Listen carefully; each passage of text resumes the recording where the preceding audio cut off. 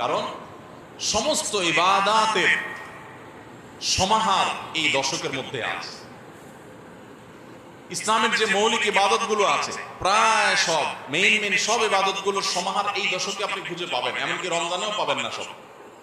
এই দশকে সবগুলোর সমাহার পাবেন কিভাবে? এই দশকে আমরা দেখি যে প্রথমত ঈমান তো 12 মাসের নাম, অন্য সময়ও আছে, এই সময়ও আছে। 5 ওয়াক্ত নামাজ 12 মাসের নাম, অন্য সময়ও পড়তে হয়, এই দশকেও পড়তে হয়। রোজা রমজান মাসে আছে, এই দশকেও রোজা আছে। প্রথম 9 দিনই রোজার কথা হাদিসে আছে, আবার বিশেষভাবে আরাফাতের দিন রোজার কথা আছে।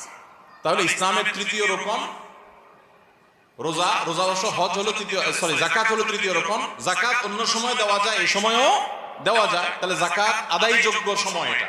আবার রোজারও আমল এই দশকের মধ্যে